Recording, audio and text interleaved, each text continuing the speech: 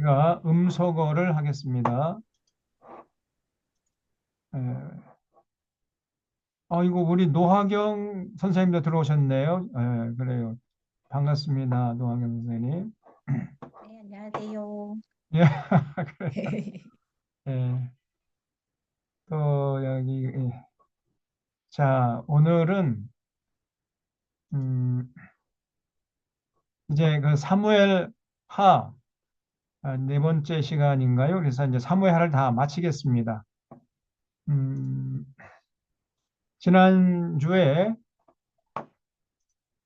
사무엘 하 19장 하다가 시간이 되어가지고 멈췄죠?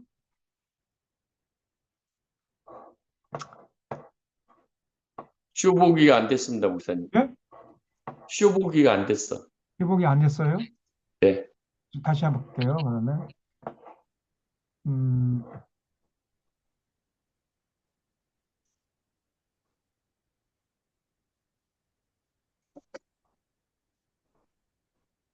됐습니까? 아직 로딩 중입니다. 예, 됐습니다. 예, 그래요. 음, 자, 그래서 오늘 19장부터 다시 하도록 하겠습니다. 19장부터 오늘 24장까지 다 살펴보도록 하겠습니다. 19장에서 이제 다윗이 압살롬의 쿠데타를 진압하고 예루살렘 성으로 다시 돌아와서 왕권을 회복했죠. 그 내용이 쭉 나오는데, 그래서 이제 다윗이 그래도 내 아들이니까 제발 죽이지 말고 그 생포해서 내 앞으로 데려와라, 이렇게 부탁을 했지만은 요압이 그런 다윗의 부탁을 깡그리 무시하고 그냥 압살롬을 죽여버렸죠. 그러니까 다윗이 너무너무 슬퍼했습니다.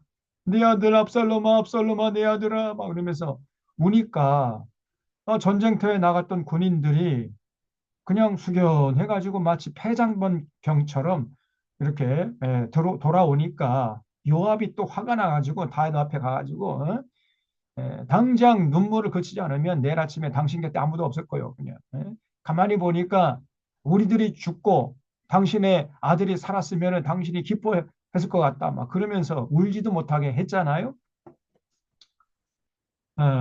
그게 이 요압이 이게 자기가 참 군대 장관이라는 자기 뒤에 그 군대 힘을 믿고 다윗이 왕이었지만은 다윗의 말도 그냥 안 듣는 거예요. 지금 멋대로 해버립니다. 그래서 다윗이 상당히 그 요압을 힘들어 했어요. 그러니까 어떤 면에서는 적과의 동침이라고 볼 수 있는 거죠.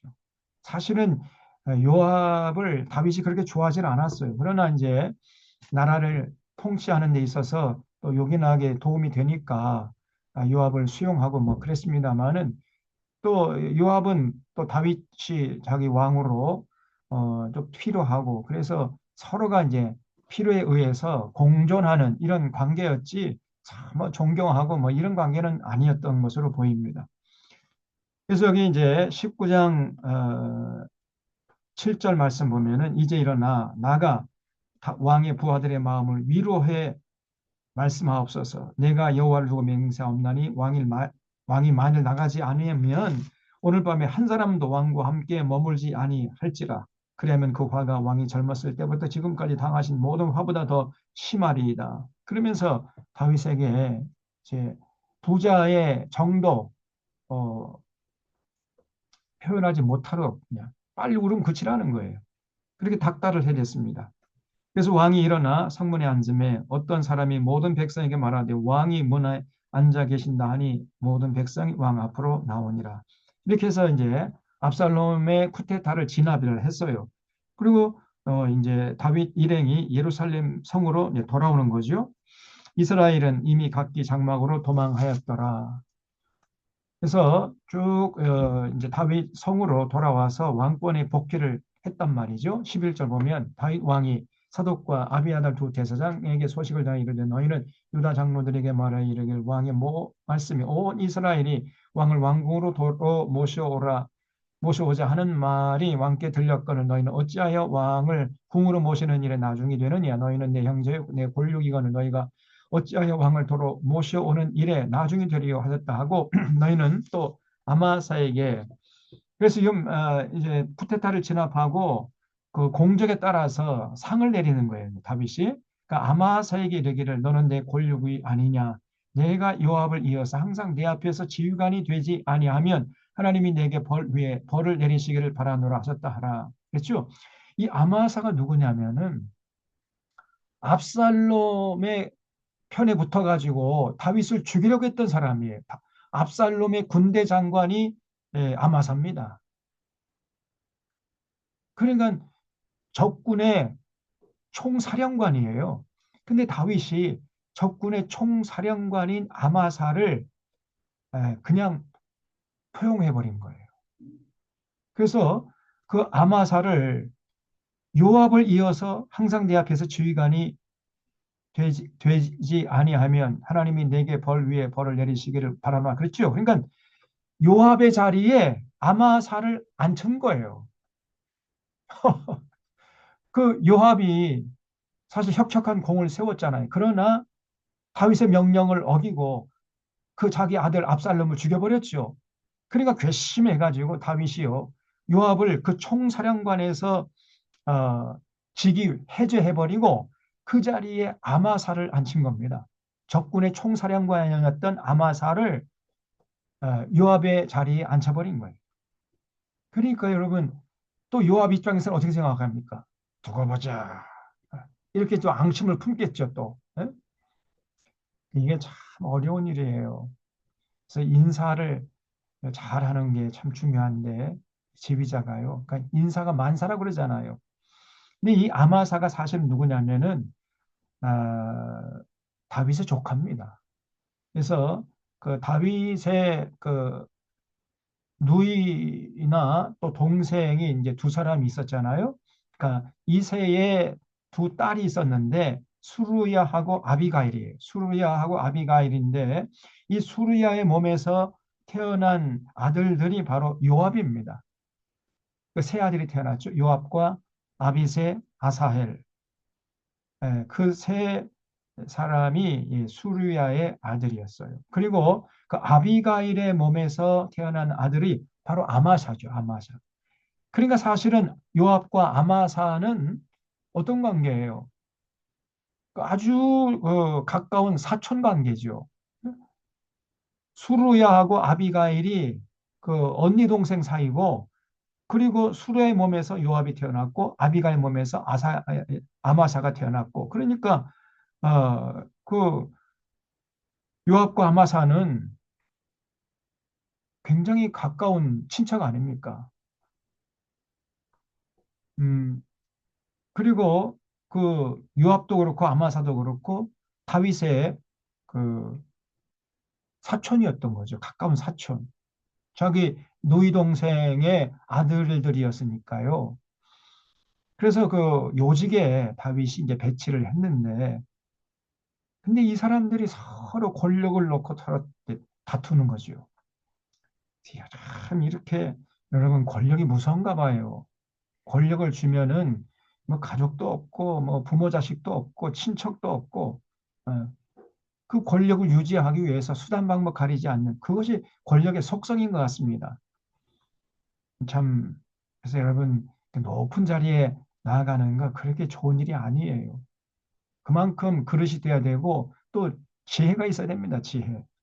또 그만큼 덕을 쌓아야 되는 것이고 능력이 있어야지 됨됨이도 안 되는 사람, 그 깜도 안 되는 사람이 자꾸 높은 자리 노리고 높은 자리에 설령 나갔다 할지라도 절대로 그 인생은 성공한 인생이 되지 못하고 행복하지 못합니다. 자기도 망하고 그 따르는 많은 그 공동체 구성원들을 불행하게 만드는 거예요. 그래서 우리 자리에 그냥 만족하고 최선을 다하는 것이 그것이 가장 현명하고 지혜로운 모습 자세입니다. 그래서 어쨌든 이 아마사를 다윗이 요압의 자리에 대신 앉혀버린 거예요. 왜냐하면 요압이 자기 명령 안 듣고 자기 아들 압살롬을 죽여버렸잖아요. 그러니까 해고를 해버린 겁니다. 그래서 요압을 이어서 항상 내 앞에 지휘관이 되지 않으면 하나님이 내게 벌 위에 벌을 내리시기를 바라노라 하셨다 하라 하여 유다 모든 사람들의 마음을 하나같이 기울게 하며 그들이 왕께 전가를 보내 이르되 당신께서는 모든 부하들과 더불어 돌아오소서 한지라. 그래서 이제 왕이 드디어 예루살렘으로 복귀를 한 겁니다. 그랬더니 또 이제 큰일 난 사람이 있죠. 시므이. 다윗이 압살롬의 쿠데타를 통해서 이제 헐레벌떡 도망갈 때 그 뒤를 따라오면서 저주를 퍼붓잖아요, 시므이가. 그러니까 시므이가 큰일 난 거예요.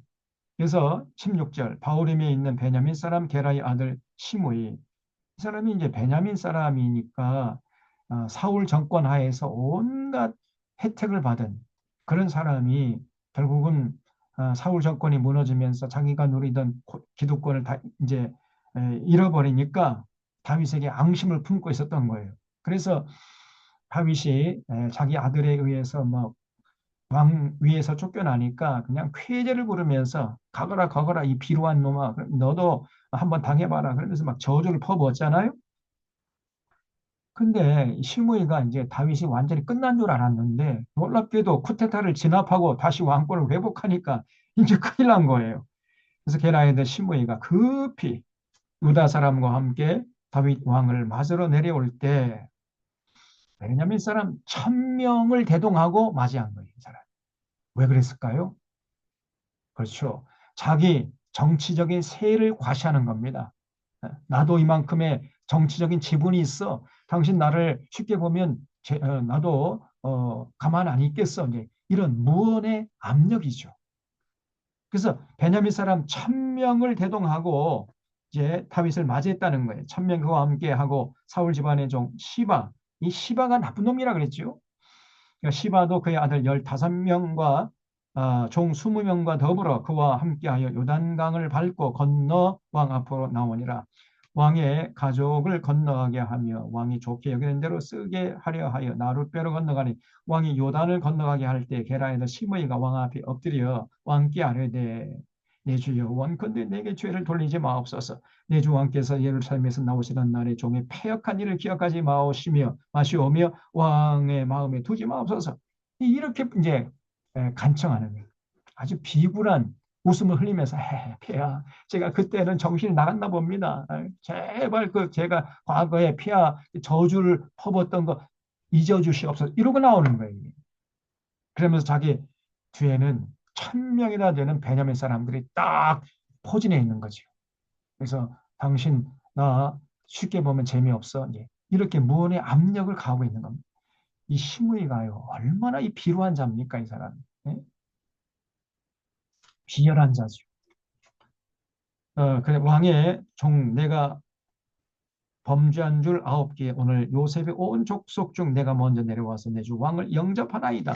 그러면서 싹싹 이제 비굴한 웃음을 흘리면서 비는 거예요. 그러니까 그 요압의 동생 아비새가요 이 사람이 아주 그 정의파예요. 가만히 있지 못하고 죽은 명령만 내리시면은 죽은을 저주한 저놈을 제가 목을 따오겠습니다. 이렇게 건의하는 거예요. 21절 수레 아비새가 대답하여 이르되 시므이가 여호와의 기름 부은 자를 저주하였으니 그로 말미암아 죽어야 마땅하지 아니하니까 이 건의하니까요. 다윗이 수레아의 아들들아 내가 너희와 무슨 상관이 있기에 너희가 오늘 나의 원수가 되느냐 오늘 어찌해서 이스라엘 가운데에서 사람을 죽이겠느냐 내가 오늘 이스라엘의 왕이 된 것을 내가 알지 못하리요 하고 왕이 시므에게 이르되 네가 죽지 아니하리라 하고 그에게 맹세하니라. 야 아비새야 오늘 우리가 승리한 날 아니야. 좋은 날이잖아. 다시 왕권을 회복한 이 좋은 날인데 왜 사람을 죽이느냐. 응? 그러면서요. 시므이를 용서를 해줬습니다. 다윗이. 그냥 품어줬어요. 그러니까 여러분 어떻게 되겠습니까? 그 시므이를 볼 때마다 사람들이 누구를 칭송하겠습니까? 그렇죠? 다윗이지. 야, 역시 다윗은 성군이야, 성군. 예? 그러니까 야 저렇게 자기를 저주한 사람을 예? 저렇게 용서하고 품어주다니 역시 다윗은 마음이 넓고 그릇이 커. 정말 다윗은 됨됨이가 역시 왕이 될 상이야. 막 이러면서 이제 백성들이 칭송했겠죠. 그래서 시므이는 걸어다니는 광고판이었어요. 걸어다니는 광고판. 시므를 보면서 백성들이 다윗을 칭송하는 겁니다. 걸어다니는 자기의 광고판을 왜 죽입니까? 그렇죠? 우리가 조금만 생각을 넓게 하면요. 우리도 이렇게 할 수 있습니다. 너무 그냥 저 사람이 내게 한 것, 그거만 꼭 생각하고 그냥 꼭 해가지고 나도 똑같이 갚겠다. 그러면 똑같은 사람 되는 거예요. 좀 여러분 우리가 좀 인간관계 할 때 생각을 좀 크게 하고 마음을 넓게 쓸 필요가 있습니다. 그러면 사실 아무것도 아닌 문제가 되는 거예요. 근데 마음을 좁게 가지면은 아무것도 아닌 문제도 큰 문제가 돼가지고 그 속에 들어가서 헤어나질 못하는 겁니다. 저는 늘 생각할 때 저도 뭐 이렇게 많이 인격적으로 그 훈련 받지는 못해서 누가 나를 힘들게 하면 저도 막 분노하고 그런데 에, 조금 이제는 그런 모습을 좀 뭐 여간에서는 잘 안 보이는 게 된 것 같아요. 이제 나이가 좀 들다 보니까 젊었을 때는 저도 울근불근하고 그랬는데 지금 뭐 조금 이제 제가 여유를 가진 것 같아요. 그래서 늘 제가 생각할 때 제가 늘 얘기하잖아요. 음, 공중의 새들 독수리가 노는 공간이 따로 있고 참새가 노는 공간이 따로 있어요. 그렇죠? 독수리하고 새가 그 살아가는 공간이 따로 있다니까. 그러니까 독수리는 독수리답게 하늘 높이 날아다니는 것이고 그 참새는 짹짹거리면서 지상에서 뭐 얼마 되지 않은 그 공간을 날아다니는 것이고 그렇잖아요. 그럼 만날 이유가 없습니다. 충돌할 이유가 없는 거예요. 우리가 좀 마음을 넓게 쓰고 생각을 좀 높게 가지면은 에, 세상 그 주변 사람들 다 품을 수가 있는 것이고. 그래서 이 왕이 다윗이요 시므이를 용서를 하고 그냥 죽이지 않았어요. 그 신하들은 저놈 죽여야 된다 막 이렇게 했지만은 그냥 용서해 줬습니다.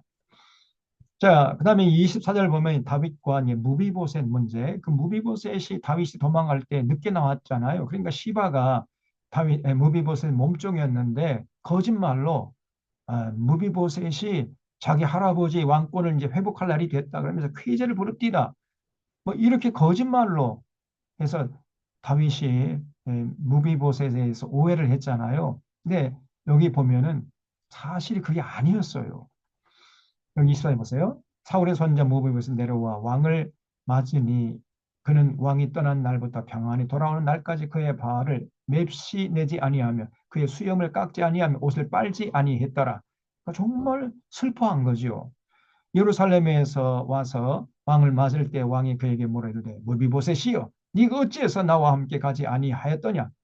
이 물음에는 굉장히 좀 분노가 담겨 있는 거예요. 그러니까 대답하되 내 주 왕이여 왕의 종인 나는 다리를 절무로 내 나위에 안장을 지어 그 위에 타고 왕과 함께 가려 하였더니 내 종이 나를 속이고 종인 나를 내 주 왕께 모함하였나이다. 그러니까 시바가 거짓말한 거예요. 이 시바가 이 시발놈 이놈이 나쁜 놈이지 이놈.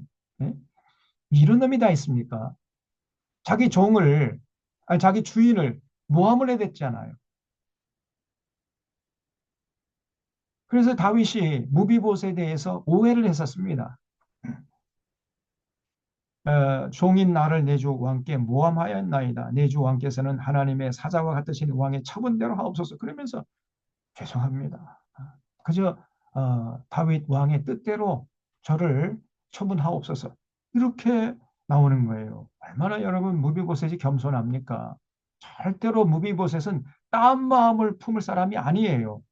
그 다윗의 그 은덕, 다윗의 사랑을 마음 깊이 간직하고 있었는데 이런 무비보셋을 이 시발한 놈이 다윗에게 가가지고 모함을 한 겁니다. 고자질한 모함을 한 거예요. 그러니까 이간질 시킨 거죠. 시바가. 거짓 증거하지 말라 그랬잖아요. 하나님이. 이 죄처럼 큰 죄가 없는 거예요. 예? 여기 가서 저 말하고 저기 가서 저 말 해가지고 중간에 사람들 이간질 시키고 말이에요.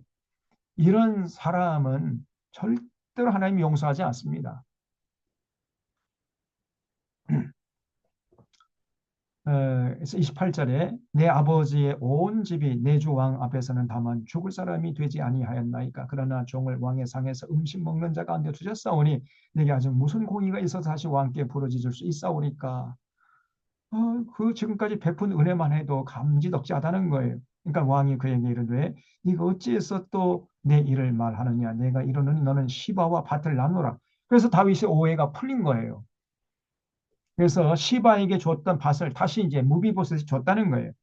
무비보셋이 왕께 아르되 내 주 왕께서 평안히 왕궁에 돌아오시게 되었으니 그로 그 전부를 차지하게 하옵소서.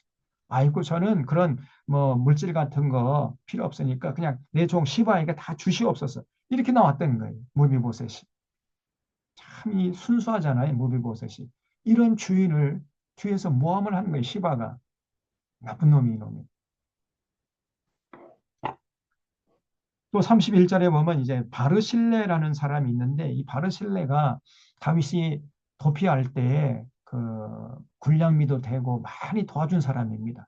그래서 다윗이 너무 고마워가지고 바르실레에게 좀 상을 주려고 높은 지위를 주려고 했더니 바르실레가 아이고 아이고 아이고 저는 나이가 많이 들어가지고 그 높은 그 직위를 감당할 수가 없습니다. 저는 그냥 고향에 내려가서 그냥 조용히 살겠습니다 하고 사용하는 거예요.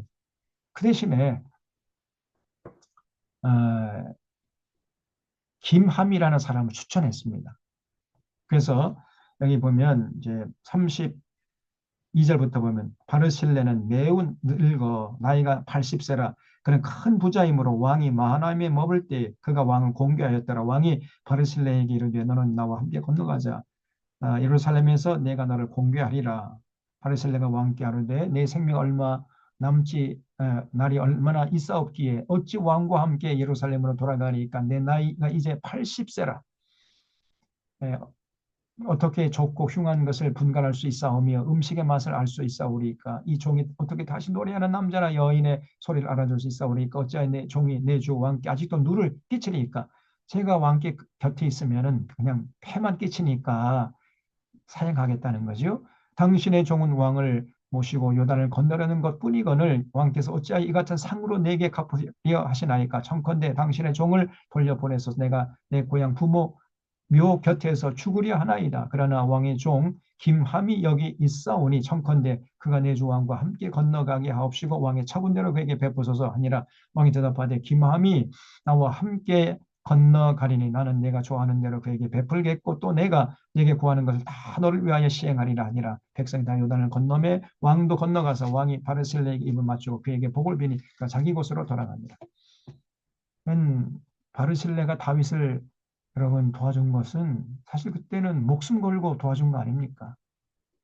근데 그렇게 도와준 거는요, 어떤 무슨 나중에 무슨 자리를 노리거나 무슨 상을 바라해서 한 것이 아니고 정말 그 진심으로 다윗을 돕기 위해서 그 순수한 마음으로 했다는 거예요.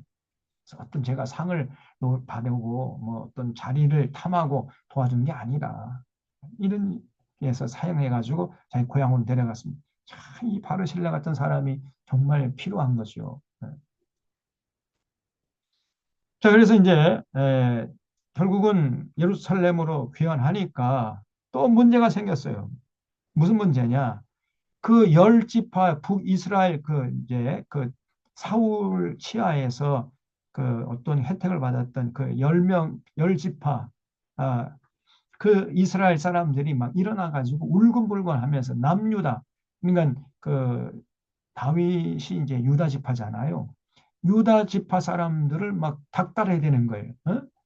왜 우리도 다윗 왕을 모셔야 하는데 당신들만 다윗 왕을 모시느냐 막 그러면서 이제 또 그걸 가지고 따지는 겁니다.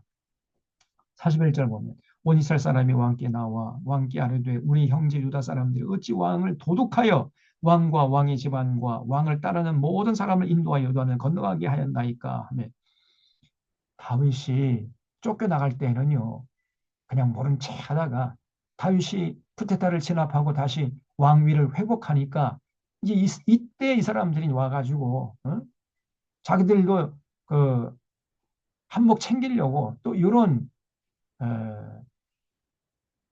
어떤 주장을 하는 거죠. 아주 굉장히 이게 세상 사람들이요 참 정말 순수한 모습을 찾아보기 참 어렵잖아요. 그래서 그 열 지파 사람들이 이제 유다 지파 사람들에게 이제 농공 행상해가지고 많은 상이 돌아갈 것 같으니까 그걸 가지고 그냥 자꾸 따지는 거죠. 왜 유다 사람들이 왕을 도둑질해가지고 유다 사람들만 다윗 왕을 모시느냐? 우리도 모시겠다. 뭐 이런 게 나오는 게 이제서야. 다윗이 도망할 때는 가만히 있다가 말이에요.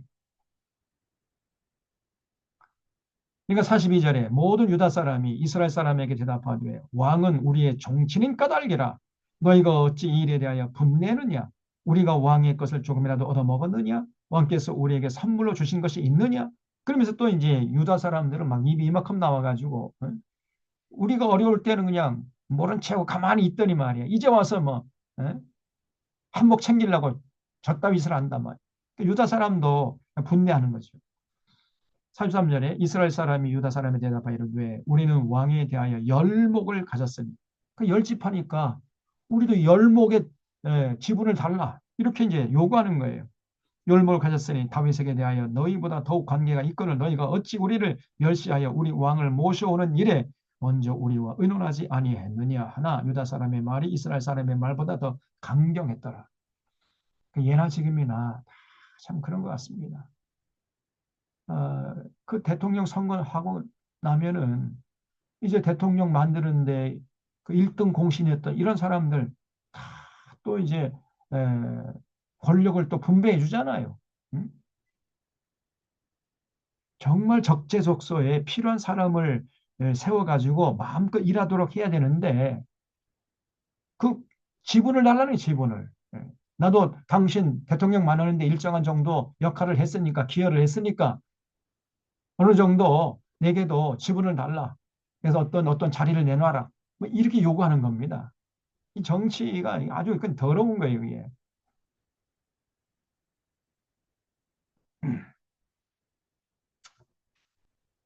이번에 새 정부가 들어서면은 절대 그런 일이 없어야 돼요.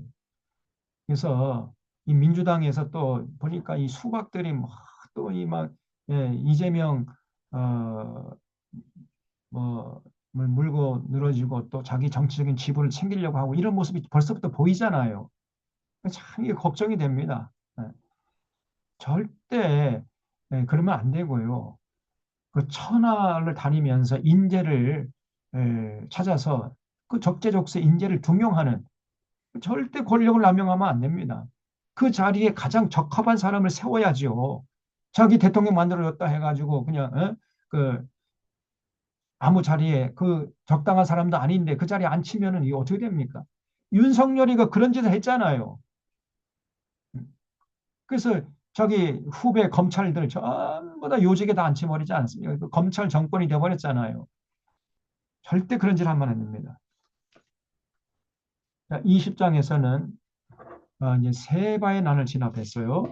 그래서 이 베냐민 사람인 세바가 또 난을 일으킨 겁니다. 그러니까 아직도 사울 정권의 영향력이 완전히 사라지지 않았다는 것을 알 수가 있어요. 20장 1절에 마침 거기에 불량배 하나가 있으니 그 이름은 세바인데 베냐민 사람 비그리의 아들이었더라. 베냐민 지파 출신이에요, 이 사람이. 사울 왕권 하에서 기득권을 누리던 자로 보이는 거죠. 그가 나팔을 불며 이르되 우리는 다윗과 나눌 분깃이 없으며 이새의 아들에게 받을 유산이 우리에게 없도다. 이스라엘아 각기 장막으로 돌아가라. 그러니까 온 이스라엘 사람들이요. 다윗 따르기를 그치고 올라가 비그리 아들 세바를 따르는 거예요. 네. 결국은 다윗을 따라간 사람들은 누구냐? 어, 유다 사람들은 그들의 왕과 합하여 유단에서 예루살렘까지 잇따르니라.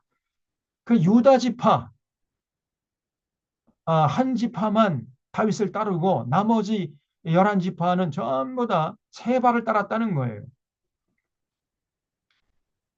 참 이런 또 끔찍한 일이 일어난 겁니다.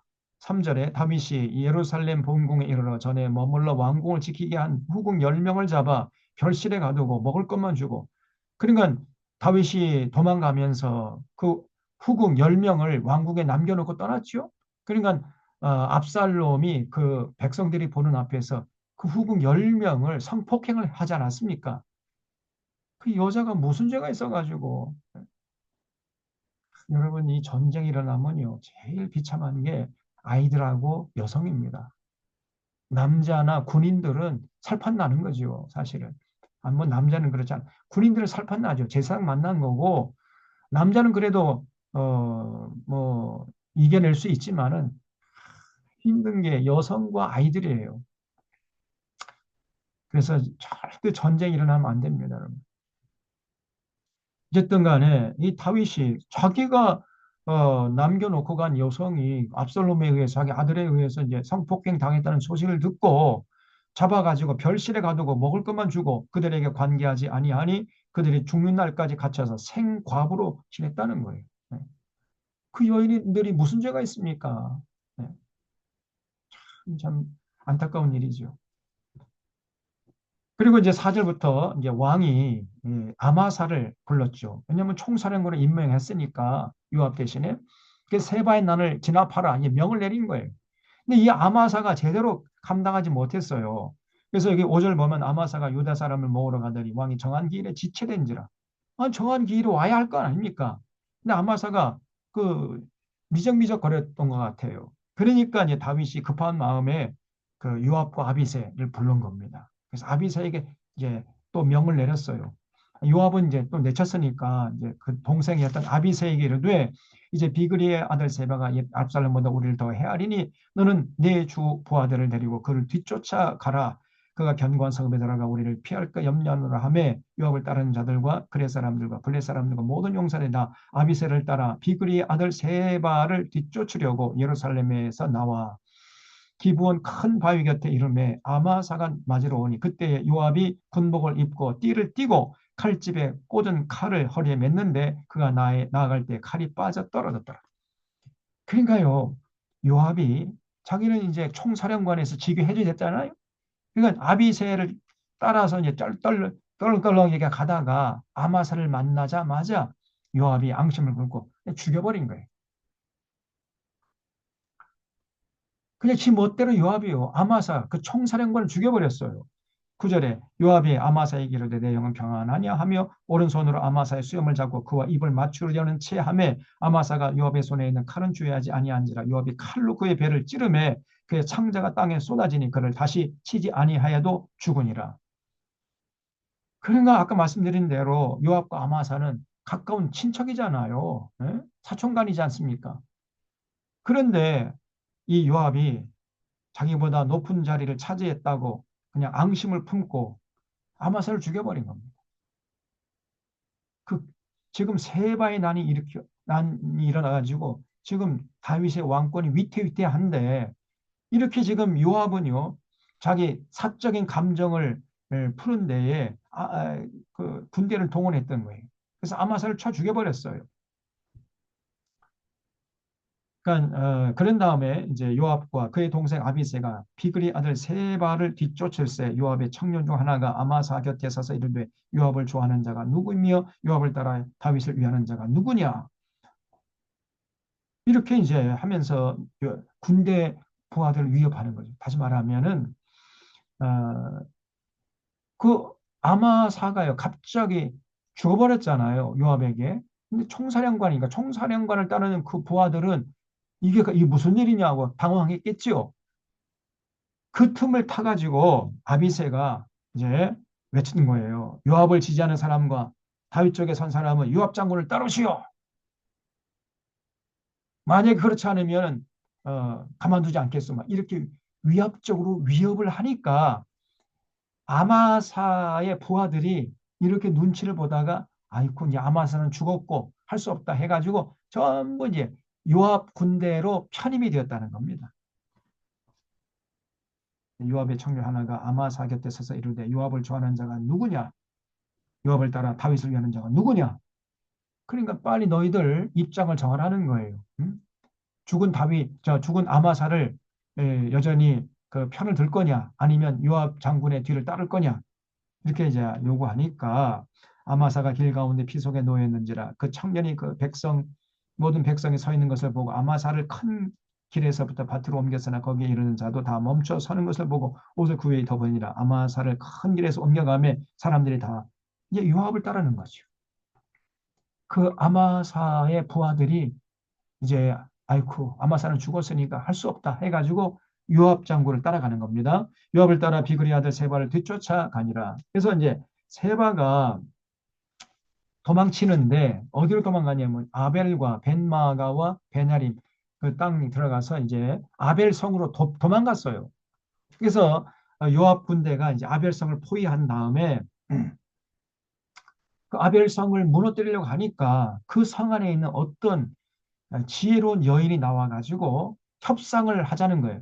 16절에 보면 그 성읍에 지혜로운 여인 한 사람이 외쳐 이르되 들을지어다 들을지어다 청컨대 너희는 요압에게 이르기를 이리로 가까이 오라 내가 네게 말을 하려 하노라 한다 하라. 그래서 그 요압 장군에게 드릴 말씀이 있다 해가지고 이제 요압 앞에 나갔어요.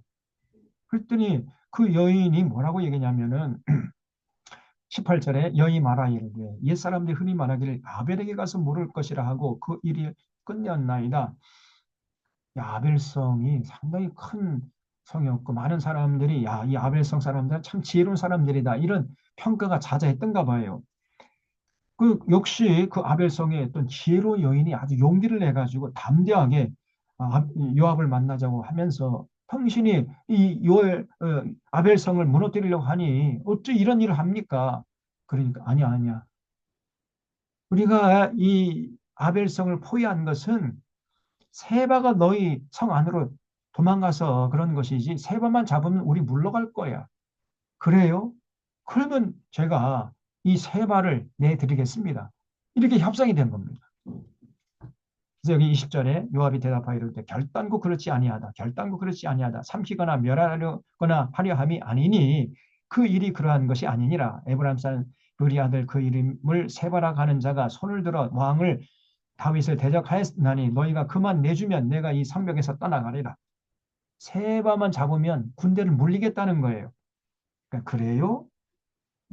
해가지고 여인이 요압에게 이르되 그의 머리를 성벽에서 당신에게 내던지리라 하고 이에 여인이 그의 지혜를 가지고 모든 백성에 나아가며 그들이 비그리 아들 세바의 머리를 베어 요압에게 던진지라. 해가지고 이제 요압을 죽여서 요압 앞에 세바를 죽여서 요압 앞에 갖다 바친 거죠. 그래서 세바의 난을 진압했다는 겁니다. 그래서 23절 요압은 이스라엘 온 군대의 지휘관이 되고 할 수 없이 다윗이 이제 다시 요압을 군대 장관을 다시 임명을 한 거예요. 아마사가 죽었잖아요. 그러니까 그 아마사 자리에 다시 요압을 그 지명을 한 겁니다. 그래서 온 군대 지휘관이 되고 여호야다의 아들 분하야는 그렛 사람과 블렛 사람의 지휘관이 되고 아두람은 감역관이 되고 아힐롯의 아들 요사밧 사관이 되고 스와는 서기관이 되고 사독과 아비아달은 제사장이 되고 야일 사람 이라는 다윗의 대신되니라. 이렇게 해서 각자 그 자리에 맞는 그 상을 줬다는 거예요. 그다음에 21장에 보면은 이제 다윗이 기본 사람들의 한을 풀어줘요. 다윗 시대에 21장 1절 해를 거듭하여 3년 기근이 있어요. 갑자기 하늘에서 비가 오지 않는 거 3년 동안이나. 그래 다윗이 고민돼 가지고 여호와 앞에 가서 기도했더니 하나님의 응답이 뭐냐면요. 사울 때문이라니 사울. 사울이 권력을 잡았을 때에 이 사울이요. 무슨 짓을 했냐면은 기브온 사람을 다 쳐 죽인 거예요. 기브온 사람. 여러분 기브온 사람 기억나죠?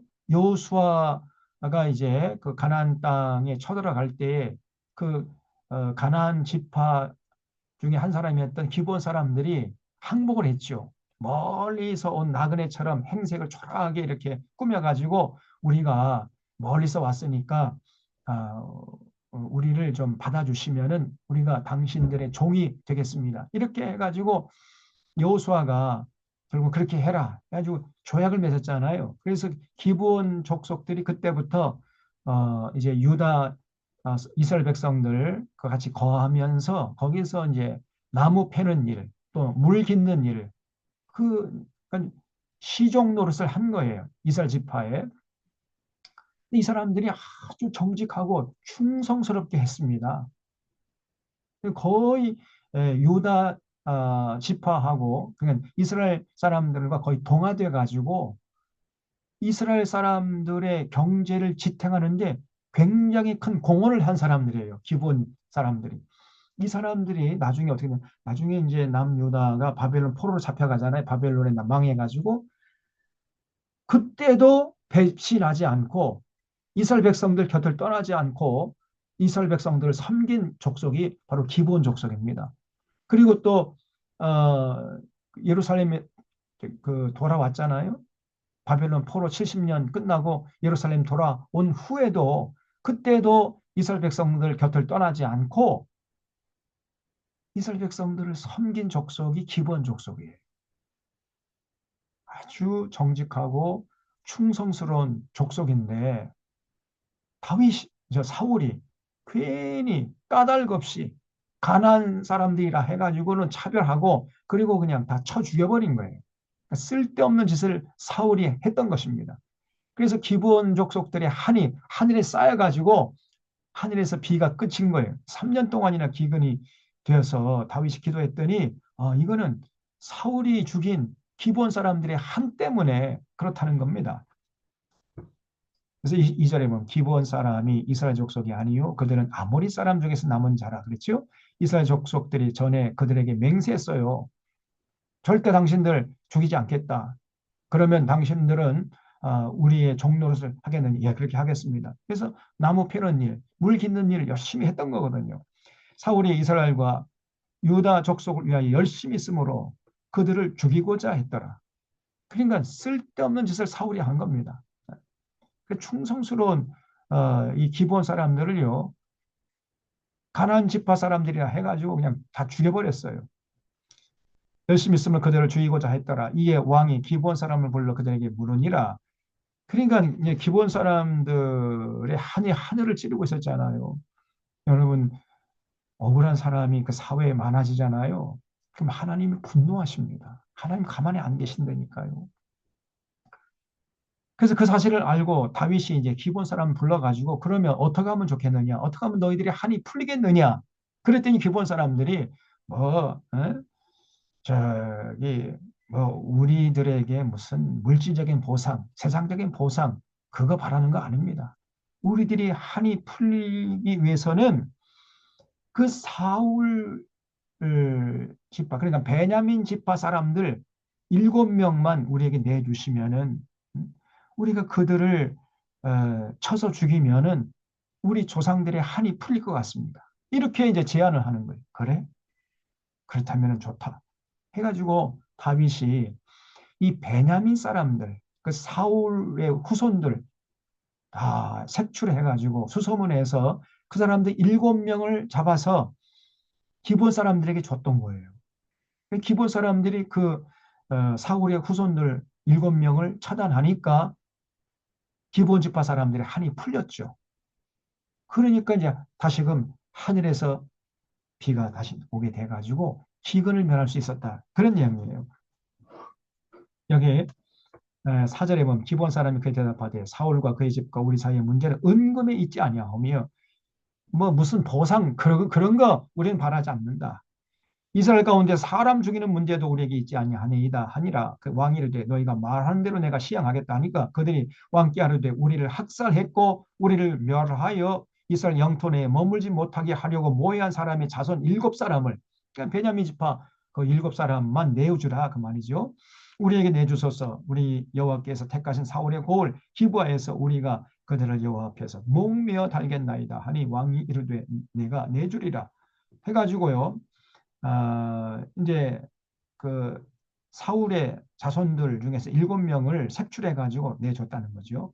네, 여기 8절에 보면 7절 하반절에 사울의 손자 요나단의 아들 무비보셋 아꼈어요. 무비보셋도 사울의 후손이잖아요.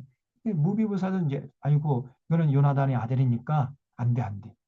그래서 무비보셋은 내주지 않고 왕이 이에 아야의 딸 리스바에게서 난 자 곧 사울의 두 아들 알모니와 무비보셋과 사울의 딸 메랍에게서 난 자 곧 무홀라 사람 바르실레의 아들 아드리엘의 5 아들을 붙잡아 그들을 기브온 사람의 손에 넘기니 기브온 사람이 그들을 산 위에서 여호와 앞에 목매어 달매 그들 7사람이 동시에 죽으니 죽은 때에 곡식배는 첫날 곧 보리를 베기 시작하는 때더라.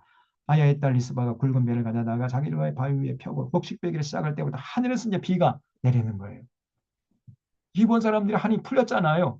그러니까 다시 이제 비가 내리기 시작한 겁니다. 비가 시체에 쏟아지기까지 그 시체에 낮에는 공중에 새가 앉지 못하게 하고 밤에는 들짐승이 범하지 못하게 앉으라. 이에 아야의 딸 사울의 첩 리스바가 행한 일이 다윗에게 알려지며 다윗이 가서 사울의 뼈와 그 아들 요나단의 뼈를 길러 야베스의 사람에게서 가져다 오니 이는 전에 블레 사람들이 사울이 길보아에서 죽여 블레 사람들이 벳산거리에서 매단 것을 그들이 가만히 가져온 것이라. 다윗이 그곳에서 사울의 뼈와 그 아들 요나단의 뼈를 가지고 올라오매 사람들이 그 달려 죽은 자들의 뼈를 거두어다가 사울과 그의 아들 요나단의 뼈와 함께 베냐민 땅 셀라에서 그 아버지 기스의 묘에 장사하되 모두 왕의 명령을 따라 행하니라. 그 후에야 하나님이 그 땅을 위한 기도를 들으셨어요. 다시 이제 하늘에서 비가 내려가지고 이스라엘 사람들이 기근을 면할 수 있었다.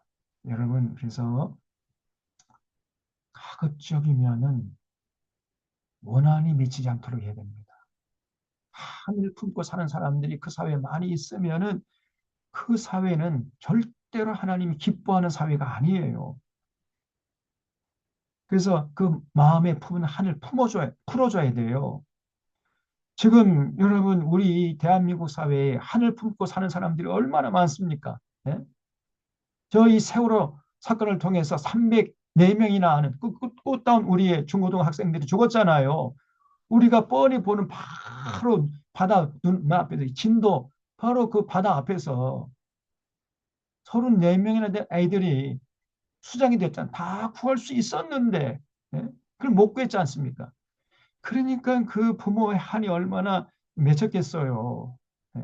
근데 아직도 그 원인이 뭔지를 밝혀내지 못하고 있습니다. 근데 거의 지금 이제 뭐 사실은 다 드러났죠. 드러났지만 지금 쉬쉬하는 게 뭐냐? 미국 잠수함하고 세월하고 부딪힌 거예요. 그거는 거의 전문가들이 다 일치하는 그런 결론입니다. 근데 미국과의 관계 때문에 지금 말을 못하고 있을 뿐이지 알만한 사람은 다 알고 있습니다. 미국 잠수함이 우리 바다 밑에 와서 작전을 하다가 세월하고 부딪힌 거예요.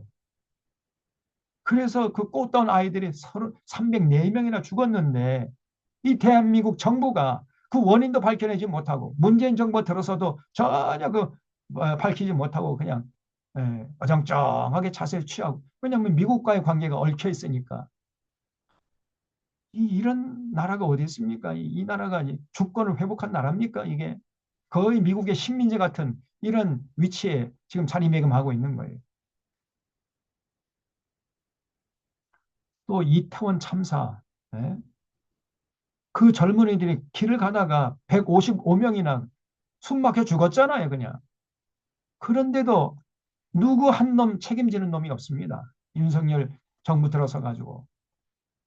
과거에 또 이명박 때에는 용산 철거민, 용산 그 가난한 사람들 그 철거하다가 철거민들이 새카맣게 다 죽었잖아요.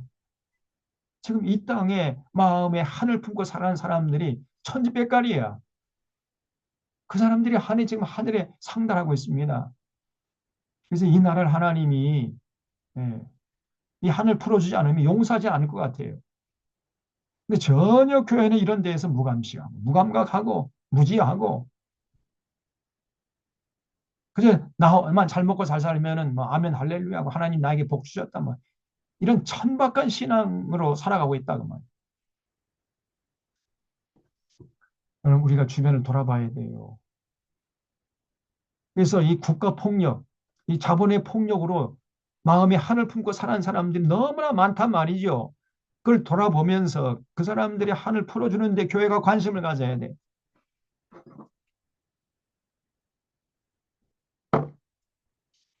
그 다음에 이제 15절부터는 이제 이스라엘 백성들이 블레셋 사람들을 죽인 이런 얘기가 쭉 기록되어 있습니다. 그 다음에 22장에서는 다윗이 이제 승장가를 불러요. 여호와께서 다윗을 모든 원수의 손과 사울의 손에서 구원하신 그날에 다윗이 이 노래의 말씀으로 여호와께 아뢰어 이르되, 그러니까 다윗이 그렇게 자기를 여기까지 인도하신 하나님의 은혜를 생각하니까 너무 감사해가지고 하나님 앞에 찬송하는 내용이고 기도하는 내용인데, 그 기도의 내용을 좀 자세히 들어보세요. 얼마나 여러분 이 다윗이 대단한 사람인가를 다윗의 신앙이 정말 대단해요. 여호와는 나의 반석이시요 나의 요새시요 나를 위하여 나를 건지시는 자시요 내가 피할 나의 반석이 하나님이시요 나의 방패시요 나의 구원의 뿌리시요 나의 높은 망대시요 그에게 피할 나의 피난처시요 나의 구원자시라. 나를 폭력에서 구원하셨도다.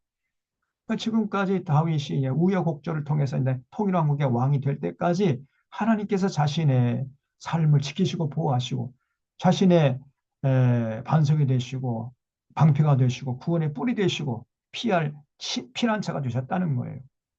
그래서 모든 영광을 하나님께 올려드리고 있습니다.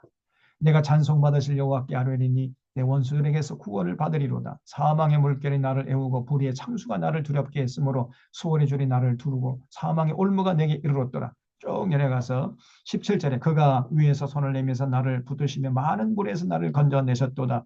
나를 강한 원수와 미워하는 자에게서 건지셨으며 그들은 나보다 강했기 때문이로다. 그들이 나의 재앙의 날에 내게 이르렀으나 여호와께서 나의 의지가 되셨도다. 나를 또 넓은 곳으로 인도하시고 나를 기뻐하심으로 구원하셨도다. 여호와께서 내 공의를 따라 상 주시며 내 손의 깨끗함을 따라 갚으셨으니 이런 내가 여호와의 도를 지키고 악을 행함으로 내 하나님을 떠나지 아니했다는 거예요. 다윗이 하나님을 잘 섬기고 하나님의 뜻을 따르니까 하나님이 다윗과 함께 해가지고 다윗을 지키시고 보호하셨다는 겁니다. 이게 다윗과 하나님과의 관계가 굉장히 밀접하잖아요. 이게 신앙의 힘입니다, 여러분. 그래서 신앙을 가지고 사는 사람과 그냥 자기 잘난 멋에 사는 사람하고는 하늘과 땅만큼 삶이 차이가 나요. 23절 그의 모든 법도를 내 앞에 두고 그의 규례를 버리지 아니하였음이로다. 내가 그의 앞에 완전하게 스스로 지켜 죄악을 피하였나니 그러므로 여호와께서 내 의대로 그의 눈앞에서 내 깨끗한 대로 내게 갚으셨도다. 자비한 자에게는 주의 자비하심을 나타내시며 완전한 자에게는 주의 완전하심을 보이시며 깨끗한 자에게는 주의 깨끗하심을 보이며 사악한 자에게는 주의 거르심을 보이시는 하나님이세요. 잊지 마셔야 됩니다. 주께서 곤고한 백성은 구원하시고 교만한 자를 살피사 낮추시리이다. 여호와여 주는 나의 등불이시니 여호와께서 나의 어둠을 밝히시리다. 내가 주를 의뢰하고 여기 주셔십시오. 그러니까 다윗이요 그렇게 용감할 수 있었던 것은 신앙 때문이었어요. 내가 주를 의뢰하고 적진으로 달리며 내 하나님을 의지하고 성벽을 뛰어넘었던 거예요. 물론 다윗이 굉장히 날렵하고 용기 있는 사람이었지만은 그 날렵함과 용기는 어디서 나왔느냐? 하나님을 향한 신앙에서 나온 거예요. 내가 주를 의뢰하고 적진으로 달리고 하나님을 의지하고 성벽을 뛰어넘었습니다. 하나님의 도는 완전하고 여호와의 말씀은 진실하니 그는 자기에게 피하는 모든 자에게 방패시로다. 여호와 외에 누가 하나님이며 우리 하나님 외에 누가 반석이냐. 하나님은 나의 견고한 요새시며 나를 안전한 곳으로 인도하시며 나의 발로 암사선 발 같게 하시며 나를 나의 높은 곳에 세우시며 내 손을 가르쳐 싸우게 하시니 내 팔이 놋 활을 당기는도다. 주께서 또 주의 구원의 방패를 내게 주시며 주의 온유함이 나를 크게 하셨나이다. 내 걸음을 넓게 하셨고 내 발이 미끄러지지 않게 하셨나이다. 여러분 이게 다윗이 하나님께 드렸던 찬송요 기도입니다. 모든 영광 하나님께 올려드리고 나의 나된 것은 하나님의 은혜입니다. 이렇게 나왔잖아요. 행여 다윗은 끝까지 겸손할 수가 있었고 그런 다윗을 하나님이 보시면서 마음이 허뭇해가지고 다윗과 동행한 그런 다윗을 누가 당할 수 있겠습니까? 세상이 감당치 못하는 그런 사람. 여기 47절에도 여호와의 사심을 두고 나의 반석을 찬송하며 내 구원의 반석인 하나님을 높일지로다. 이 하나님이 나를 위하여 보복하시고 민족들이 내게 복종하게 하시며 나를 원수들에게서 이끌어내시며 나를 대적하는 자 위에 나를 높이시고 나를 강포한 자에게서 건지시는도다. 이러므로 여호와여 내가 모든 민족 중에서 주를 감사하며 주의 이름을 찬양하리이다. 여호와께서 그의 왕에게 큰 구원을 주시며 기름 부음 받은 자에게 인자를 베푸시며 영원토록 다윗과 그 후손에게로다 하였더라. 그렇죠? 여러분, 그래서 이 신앙 힘이 대단한 것입니다. 어떤 그 소년이 자기 집 마당에 있는 큰 돌을 옮기려고 혼자 끙끙거렸다는 거예요. 끙끙거리다가 그 돌이 너무 커가지고 아니 그거 안 되겠다. 포기해야 되겠다. 이렇게 생각하고 이제 포기하려고 하니까 옆에서 지켜보던 아버지가 물었대요. 얘야, 너는 네가 가진 힘을 다 썼다고 생각하니? 예, 아버지 제가 그냥 온 힘을 다해서 이 돌을 옮기려고 했는데 돌이 너무 커서 꿈쩍도 안 하니까 포기하려고 합니다. 이렇게 대답하니까요. 그 아버지가 그 자기 아들에게 뭐라고 대답했냐면은 너는 네가 가진 힘을 다 쓴 게 아니야. 너는 왜 옆에 서 있는 나에게 아버지에게 도와달라고 요청하지 않았니? 이렇게 대답하더라는 겁니다. 여러분, 우리 곁에 우주 만물을 창조하신 하나님이 계세요. 우리가 하나님의 도움을 받으면은 세상 감당치 못할 일이 없는 거예요. 하나님 주신 지혜와 하나님 주시는 그 능력을 가지고 우리가 아, 우리의 삶의 자리에서 우리가 감당해야 할 책임을 감당하잖아요. 그러면은 우리가 가지지 못했지만 하나님은 우리는 능력이 없지만 하나님 능력이 있잖아요. 우리 아버지 되시는 하나님의 능력을 우리가 힘입으면은 우리가 넉넉히 감당할 수 있게 되는 것입니다. 이게 신앙의 힘이에요, 이게. 다윗이 그랬던 거예요, 다윗이.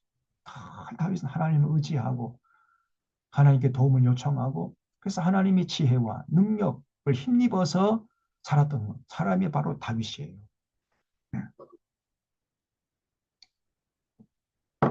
신앙의 힘은 도저히 말로 설명할 수 아무리 강조해도 지나치지 않습니다. 그 대신에 올곧은 신앙이어야 돼요. 올곧은. 그래서 참 신앙의 힘이 대단한 것입니다. 23장에 보면 이제 다윗이 자신의 인생을 회고하면서 마지막으로 이제 기록해 놓은 말씀인데 여기 보면은요 다윗이 뭐라고 얘기하냐면 참 대단합니다.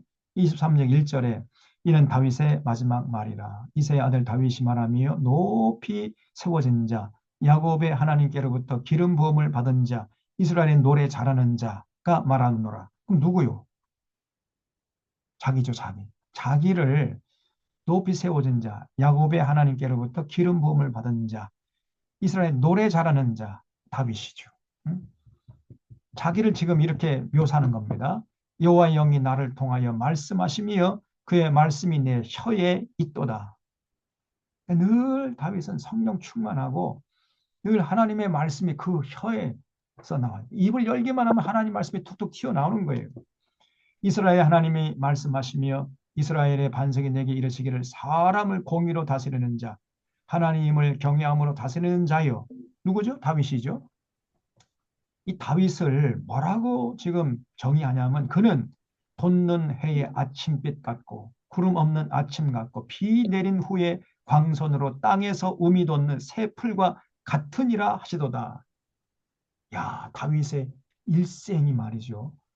마치 돋는 해의 아침 같았다는 거예요. 구름 없는 아침 같고 비 내린 후에 광선으로 돋아나는 새 풀 같은 인생이다. 이렇게 묘사하잖아요. 얼마나 멋진 표현입니까? 여기 4절 줄쳐 주십시오. 4절. 다윗은요. 평생 돋는 해의 아침빛 같다. 여름날 아침에 태양이 떠오르면은 싱그럽고 아주 그냥 맑고 빛나잖아요. 그 여름날의 아침 같은 그런 신선한 삶을 평생 다윗이 살았다는 거죠. 돋는 해의 아침 같고 구름 없는 아침, 구름 한 점 없이 아침에 햇볕이 떠오를 때 아직 날씨가 이제 그 뭐 햇빛이 떠오를 지 얼마 되지 않았기 때문에 온도가 높지 않고 아주 그냥 적정한 온도 그런 아침을 맞이할 때가 있잖아요. 구름 한 점 없는 아침, 아주 맑고 밝고 명료한 아침을 맞이할 때 그 기분이 상쾌하지 않습니까? 다윗의 일생이 그런 일생이었다는 거예요. 구름 한 점 없는 아침 같고 비 내린 후의 광선으로 땅에서 돋는 새풀 같은 인생이다. 야, 여러분, 제 이스라엘 땅은요, 아주 비가 내리지 않으면은 아주 삭막하거든요. 근데 비만 내리면은 그 비를 맞고 땅 속에서 파릇파릇한 새풀이 막 움돋아요. 그 새풀이 움돋을 때 얼마나 사랑스럽고 얼마나 신선합니까, 여러분? 싱싱하죠. 다윗의 평생이 그랬다. 저는 이 표현이 너무 멋있습니다. 비 내린 후의 광선으로 땅에서 움이 돋는 새풀 같은 인생. 여러분과 저도 이런 인생이 되면 얼마나 좋겠어요. 비 내린 후에 광선으로 움이 돋는 새풀 같은 인생. 날마다 푸른 인생이죠. 여기 참여한 우리 모든 우리 교우들이 이런 다윗 같은 비 내린 후에 광선으로 움이 돋는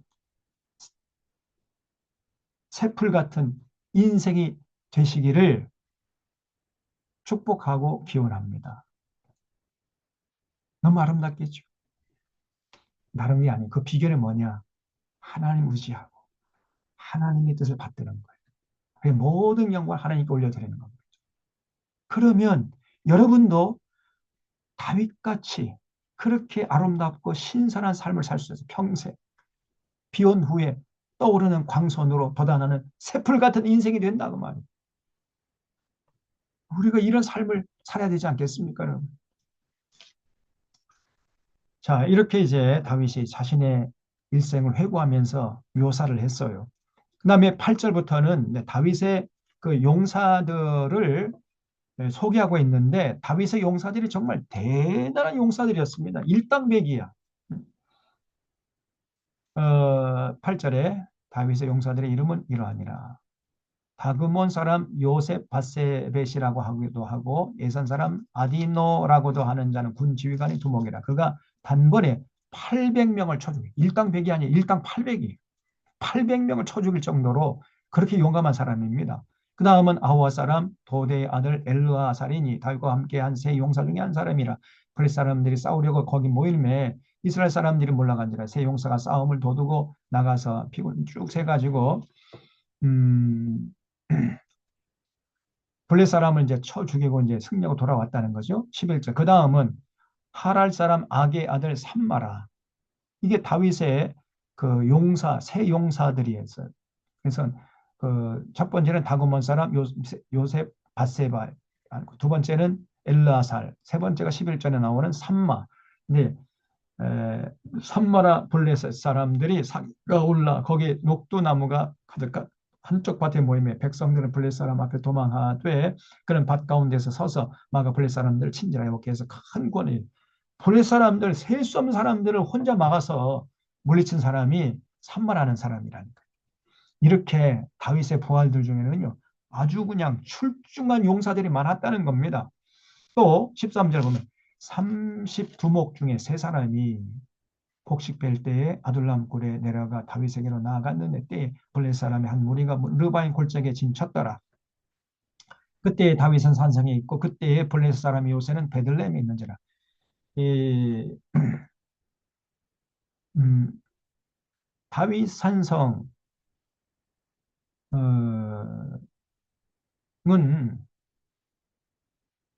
여러분 그 높은 고지대 있죠. 고지대. 해발 800m 이상 되는 높은 곳에 조성된 도시가 그 예루살렘이고 그 예루살렘 안에 다윗성이 있었잖아요. 그래서 다윗 군대는 높은 산에 진을 쳐 있었고 그리고 블레셋 군대는 베들레헴에 진을 쳤단 말이에요. 베들레헴은 아주 낮은 곳에 있습니다. 그러다 보니까 어떤 일이 벌어졌냐면은 높은 곳에 있으니까 물을 구하기 힘든 거예요. 물을. 식수가 다 떨어져 버린 겁니다. 다윗의 군대 진영에서. 그래서 아니 심지어 다윗조차도 마실 물이 떨어지니까 백성들은 오죽했겠습니까? 군사들은.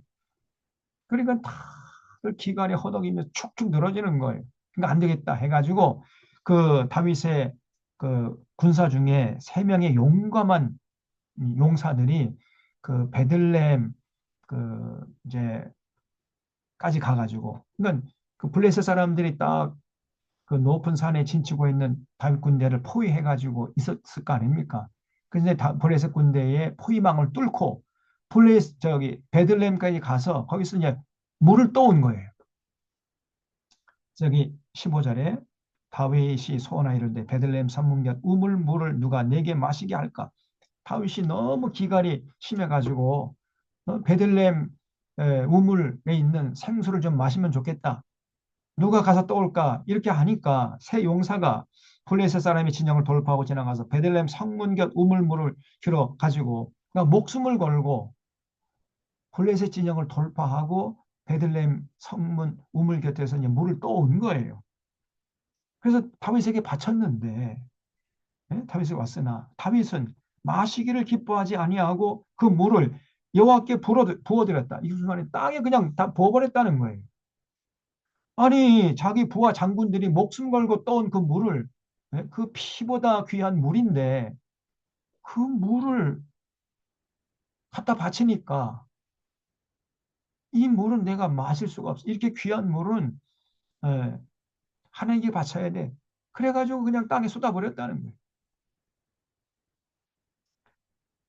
마시기를 기뻐하지 않고 그 물을 여호와께 부어드리며 이르되 여호와여 내가 나를 위하여 결단코 이런 일을 하지 아니하리이다. 이는 목숨을 걸고 갔던 사람들의 피가 아니니까 하고 마시기를 즐겨하지 아니한지라 새 용사가 이런 일을 행하였더라. 그러니까 이제 다윗이 너무 목이 타가지고 타는 목마름으로 아이고 저 베들레헴 성문 곁에 있는 우물물 좀 마시면 좋겠다. 그랬더니 그 얘기를 듣고 그냥 새 용사들이 목숨을 걸고 가서 떠온 거예요.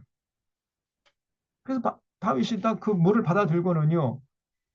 이 물은 내 부하들이 이건 피야. 이건 보통 물이 아니고 내 부하들이 피야. 그래서 이 귀한 거를 내가 마실 수 없다. 그래서 하나님께 드려야 되겠다 하고 그냥 땅에 쏟아버렸다는 거예요. 이 정도로 다윗과 그 용사들의 관계가 친밀했던 거죠. 다윗은 용사들을 끔찍하게 아꼈고 또 그 다윗의 부하들은 정말 다윗을 존경하면서 다윗이 명령하면 자기 목숨까지도 내놓을 정도로 그렇게 헌신적으로 싸웠던 거예요. 이런 군대를 누가 이기겠습니까? 네? 절대 이기지 못하죠. 그래서 지도자와 그 따르는 그 팔로워들, 그러니까 리더와 팔로워 관계가 존경과 사랑으로 맺어진 이 공동체는요 절대 무너지지 않습니다.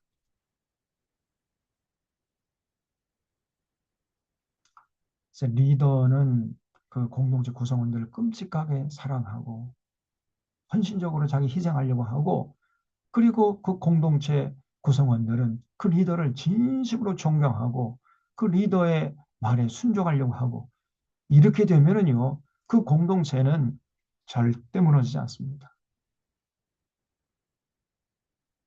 이렇게 신뢰 관계가 있어야 돼요. 근데 저거 지금 윤석열이는 완전히 국민들로부터 신뢰를 이제 잃어버렸죠.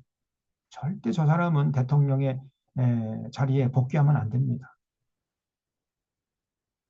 만약에 대통령 탄핵이 기각되어 가지고 대통령 자리에 복귀하면 이 나라는 그야말로 내전이랄 겁니다. 내전이.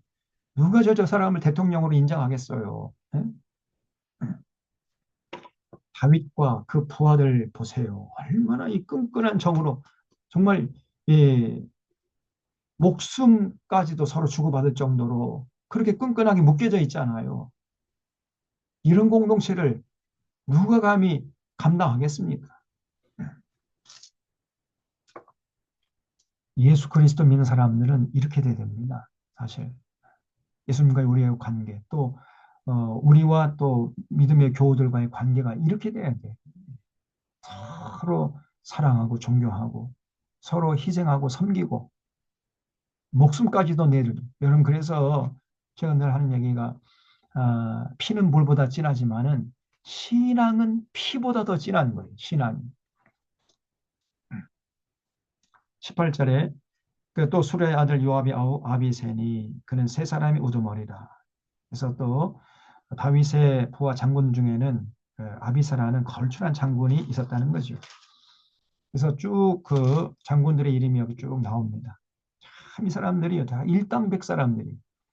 근데 여기 39절 보면 햇사람 우리아라 이상 총수가 37명이나 되었어요.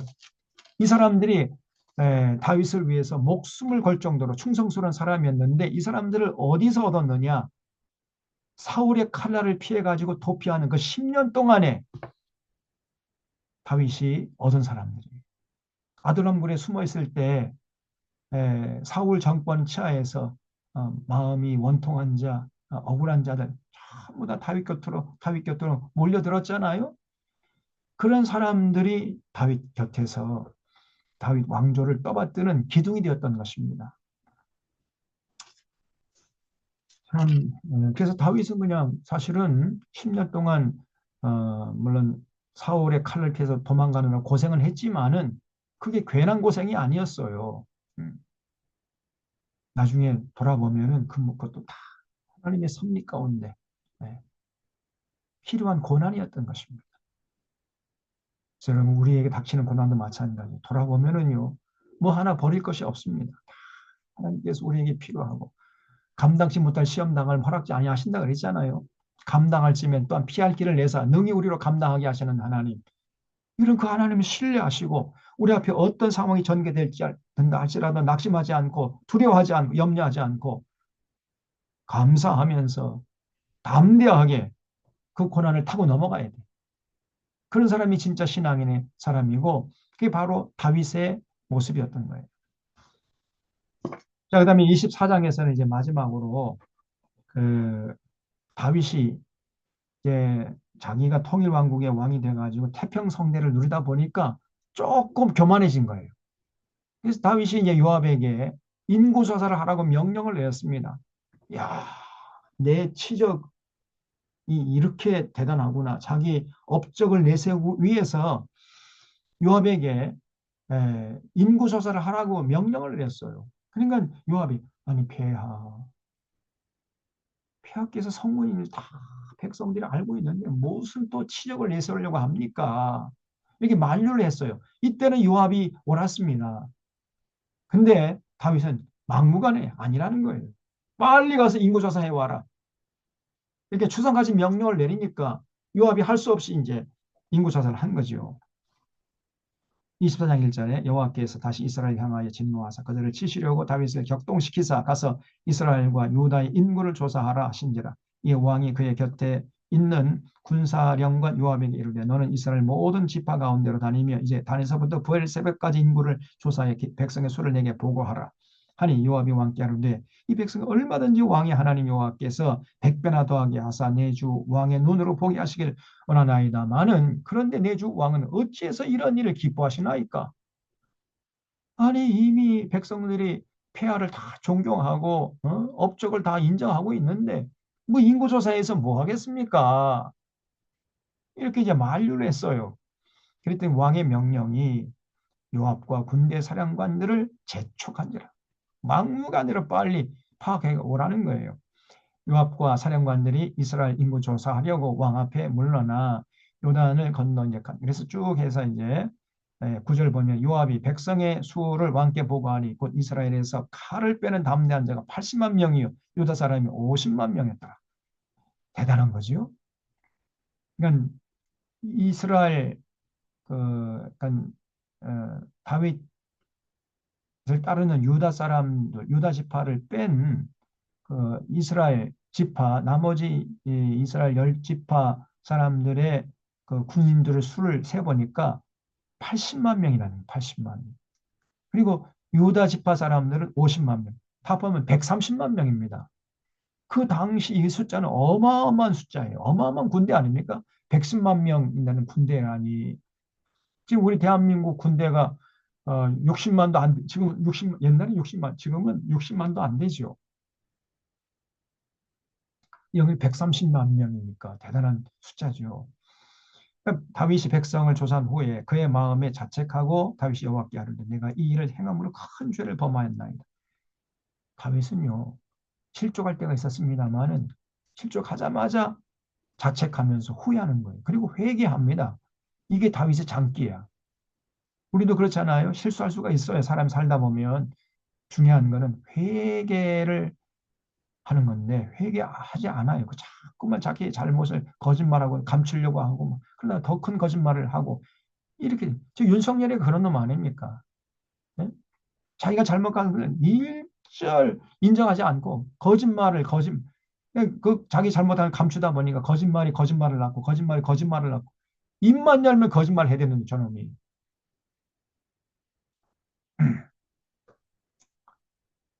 정말 기가 막힌 사람을 우리가 한 2년 이상, 2년 반 동안이나 대통령으로 참 인정하고 그 사람이 통치를 받았다니 막 기가 막힐 노릇이죠. 근데 다윗은 나중에 돌아보면 아이고 내가 잘못했구나. 내가 교만했구나. 이걸 깨달았어요. 그래서 여호와여 이제 간구함나니 종의 죄를 사하여 주옵소서. 내가 심히 미련하게 행하였나이다. 아니라 다윗이 아침에 일어날 때 여호와의 말씀이 다윗 선견자 된 선지자 가세에게 임하여 이르되 가서 다윗에게 말하길 여호와께서 이와 같이 말씀하시기를 내가 네게 세 가지를 보이노니 너를 위하여 너는 그 중에서 하나를 택하라. 내가 그것을 네게 행하리라 하셨다 하라 하시니 가시 다윗에게 이르러 아뢰어 이르되 왕의 땅에 7년 기근이 있을 것이니까 혹은 왕이 왕의 원수에게 쫓겨 석 달 동안 그들 앞에서 도망하실 것이니까 혹은 왕의 땅에 사흘 동안 전염병이 있을 것이니까 왕은 생각하여 보고 나를 보내신 이에게 무엇을 대답하게 하소서 하는지라. 그러니까 하나님께서 다윗인 그 죄에 대한 죄값으로 세 가지 중에 하나를 선택하라고 하는 거예요. 세 가지. 세 가지가 뭐냐? 첫 번째는 너 7년 기근을 당할래? 아니면 네가 석 달 동안 어, 원수들에게 쫓겨서 도피 생활을 할래? 아니면 3일 동안 그 이스라엘 땅에 전염병이 돌게 해줄래? 이 세 가지 중에 어떤 걸 택하겠느냐? 하나 택하라. 이렇게 하나님이 요구하셨어요. 그 다윗 생각해 볼 때 온 나라에 7년 동안이나 기근이 임한다면 너무 길잖아요.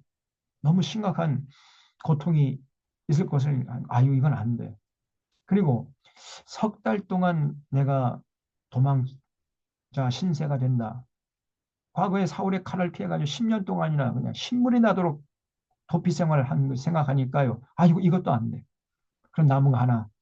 그 하나님 3일 동안 전염병 내려주시면 그거 감내하겠습니다. 그래? 하나님이요. 그 세 번째 선택을 하는 걸 보고 이제 14절 보세요. 다윗이 가세에게 이르되 네가 고통 중에 있도다. 청컨대 여호와께서는 긍휼이 크시니 우리가 여호와의 손에 빠지고 네가 사람의 손에 빠지지 아니하기를 원하노라 하는지. 그러니까 세 번째를 선택하겠다는 거예요. 이에 여호와께서 그 아침부터 정하신 때까지 전염병을 이스라엘에게 내리시니 단서부터 부활 새벽까지 백성의 죽은 자가 7만 명이에요. 다윗의 잘못으로 백성들이 7만 명이나 죽었다고 말이에요. 지도자 한 사람이 잘못하면 이렇게 큰 화가 미친다는 것을 알 수 있어요. 천사가 예루살렘을 향하여 그의 손을 들어 멸하려 하더니 여호와께서 이 재앙 내리심을 뉘우쳐서 백성을 멸하는 천사에게 이르시되 족하다 이제는 내 손을 거두라 하시니 여호와의 사자가 여부 사람 아라우나의 타작마당 곁에 있는지라. 다윗이 백성을 치는 천사를 보고 그 여호와께 아뢰어 이르되 나는 범죄했고 악을 행하였거니와 이 양무리는 무엇을 행하였나이까 전권의 주의 손으로 나와 내 아버지 집을 치소서. 아니 백성들이 무슨 죄가 있다고 그럽니까? 제발 백성들을 용서해 주시고 죗값을 물으려면은 나와 네 아버지 집에 물어 주시옵소서. 이렇게 나와요 다윗이. 그래도 책임감이 있잖아요. 이렇게 돼야지. 저 윤석열 저러면 모든 책임을 자기 부하들에게 다 떠넘기고 있지 않습니까? 네? 아주 비겁하고 비열한 놈이죠. 어떻게 세상에 태어나서요 저렇게 비열한 놈 처음 봅니다. 네. 일말의 양심도 없고 일말의 부끄럼도 몰라요. 자기가 했던 말을 전부 다 거짓말을 부인하면서 자기가 국회의원들을 끌어내라고 그냥 경찰총장에게 6번이나 전화했거든. 입을 딱 싸고 절대 그런 일이 없었다고 새빨간 거짓말을 늘어놓잖아요. 아, 나 저 윤석열 저거는 세상에서 태어나면서 안 될 사람입니다. 아예 태어나서는 안 될 사람이었어요. 밥을 똥으로 만드는 기계에 불과한 것이고 마귀의 종에 불과한 거죠. 저런 놈이 무슨 대통령이에요. 그런데 도대체가 이 한국교 목사들이 여전히 윤석열을 지지하고 난 정말 이 목사들 용서할 수가 없어요. 예? 이 김진홍이 전광훈이 뭐 부산의 무슨 소년본이 또 그 외에 이 대형교회 목사들 도저히 용서할 수가 없습니다. 이것들. 저 미치광이를 저가 대통령으로 말이에요. 지금도 지지하고 있다. 말이 됩니까 이게?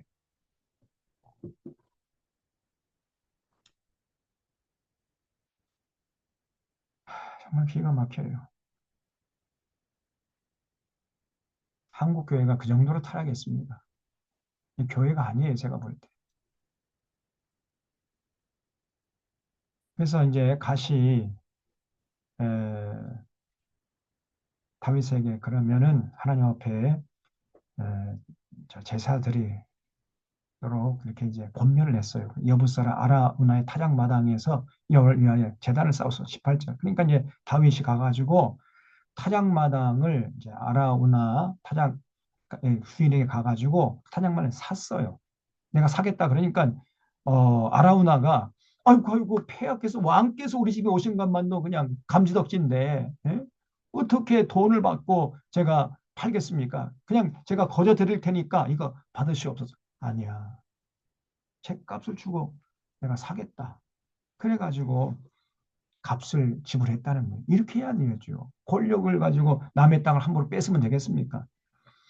그러니까 여기 23절에 왕이여 아라우나가 이것을 다 왕께 드리나이다 하고 왕께 아뢰되 왕이 하나님 여호와께서 왕을 기쁘시게 받으시길 원하이다. 이렇게 그냥 거저 드리겠다고 하니까 왕이 아라우나에게 이르되 그렇지 아니하다. 내가 값을 주고 내게서 살이라. 값 없이는 내 하나님 여호와께 번제를 드리지 아니하리라 하고 다윗이 은 50세겔로 타작마당과 소를 사고 그곳에서 여호와를 위하여 제단을 쌓고 번제와 화목제를 드렸더니 이에 여호와께서 그 땅을 위한 기도를 들으심에 여호와 이스라엘에게 내리는 재앙이 그쳤더라 그랬어요. 이렇게 이제 우여곡절 끝에 다윗이 이제 다시금 회복됐던 것입니다. 그래서 여기까지 해서 이제 우리가 다윗의 일생을 쭉 살펴봤어요. 사무엘 상하 이제 다윗의 일생을 쭉 얘기하잖아요. 사무엘 상하가 주인공이 다윗이잖아요. 다윗이 참 가만히 돌아보면은 그렇게 하나님을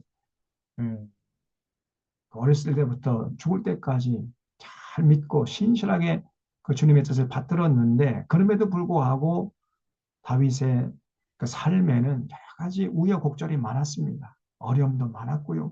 많은 위기에 빠질 뻔도 있었고 그런데 문제는 그런 모든 어려움과 그 위기를 다 믿음으로 극복한 거예요.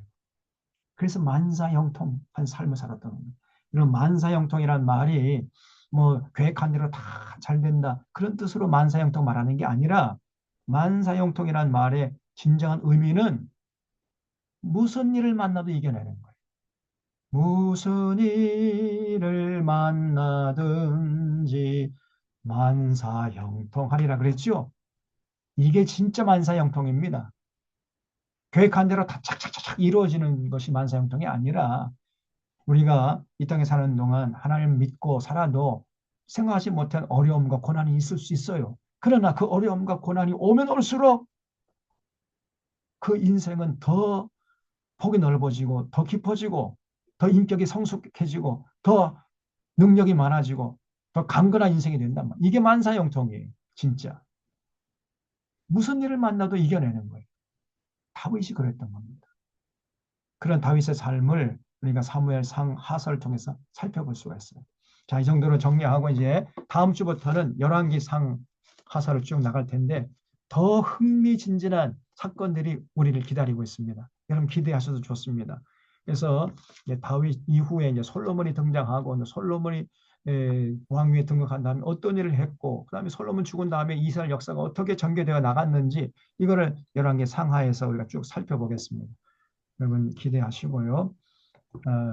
오늘 이 정도로 하고 기도하고 마치겠습니다. 하나님 아버지, 오늘까지 해서 사무엘 상하서를 통해서 다윗의 삶을 살펴봤습니다. 다윗이 평생 하나님을 믿는 믿음을 가지고 살면서 하나님의 뜻을 잘 받들고 하나님께 영광을 돌리는 모습을 보았습니다. 그래서 만사형통한 삶을 살아가는 모습을 보았습니다. 저희들도 이 땅에 사는 날 동안까지 다윗처럼 절대적으로 하나님을 신뢰하고 의지하고 하나님 뜻을 받들어 살면서 하나님께 모든 영광을 올려드리고 그래서 만사형통한 삶을 살아가는 복된 인생들 다 되게 하여 주시옵소서. 아멘. 한 주간 동안의 삶도 주님께 부탁드렸고 이제 새봄과 함께 저희들이 열왕기 상하사를 통해서 살아계신 하나님 또 깊이 인격적으로 만나는 은총을 누리게 해주셨기를 바라옵고 감사하오며 예수님의 이름으로 기도하옵나이다. 아멘. 예, 한 시간 동안 경청해 주셔서 감사드립니다. 수고하셨습니다. 수고하셨습니다. 잘 보내시고요. 감사합니다. 네, 감사합니다. 감사합니다. 후배님, 민정주 후배님 반갑습니다. 네, 안녕하세요. 예, 잘 보내시고 다음 주에 뵙겠습니다. 안녕히 계세요. 수고하셨습니다. 자.